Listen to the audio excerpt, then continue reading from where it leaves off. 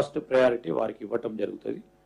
రెండోది ఆర్డీఓకు సంబంధించి గౌరవ శాసనసభ్యులు ఎవరైతే వారు వద్దన్నారో, ఏ విషయంలో వద్దన్నారో, వారు ఏ ఆలోచనతో వద్దన్నారో, వారి ప్రజానీకానికి సంబంధించిన అంశాలు ఏముందో మేము తెలుసుకుంటాం.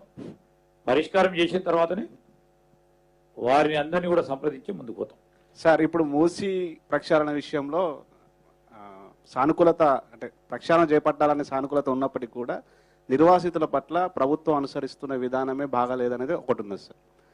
రెండోది, మూసీ రివర్ బెడ్లో ఉన్న వాళ్ళు డబుల్ బెడ్రూమ్ ఇళ్లలోకి వెళ్ళడానికి ఇష్టపడుతున్నారు. వాళ్ళు ఆ విషయంలో ఎటువంటి సందేహం లేదు.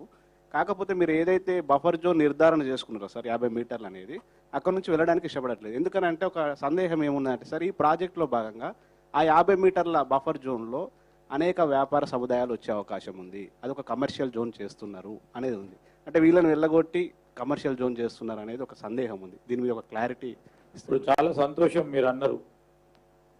మీలాంటి మిత్రులు ఓ మాట మాకు చెప్తే ఈ విధంగా చాలా సంతోషంగా అనిపిస్తుంది, మోటివేటింగ్గా ఉంటుంది. చాలామంది మూసీ నది రివర్ బెడ్ ఉన్న భూ నిర్వాసితులందరూ 2 బెడ్రూమ్ హౌస్ పోవడానికి ఉత్సాహం చూపెడుతూ ఉన్నారు.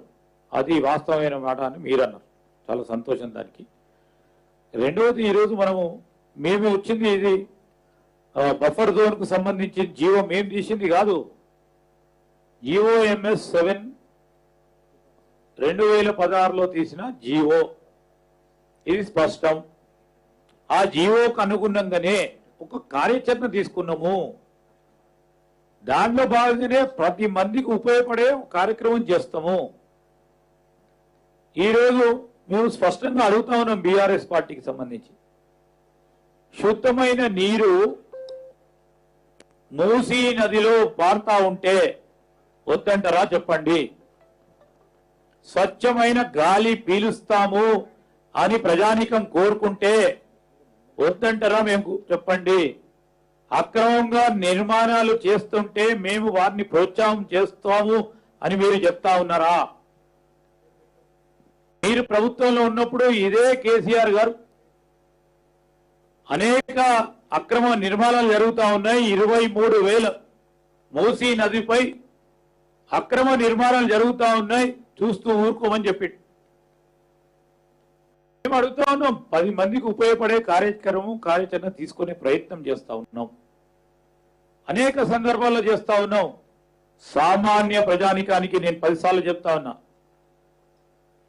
పేదవారికి ఇబ్బంది కలగనీయం. అది మా ఆలోచన, మా సంస్కృతి. Thank you sir. Last final sir, మంత్రి గారు ఫీల్డ్కి వెళ్ళినప్పుడు కొంతమంది అక్కడ ఉన్నవాళ్ళు, మేము మా ఫ్యామిలీలో 15 మంది ఉన్నాం, మా ఫ్యామిలీ మెంబర్స్. అంటే 3 ఫ్లోర్లలో మేము బిల్డింగ్ నిర్మించుకున్నాం, 3 కొడుకులతో ఉంటున్నాం.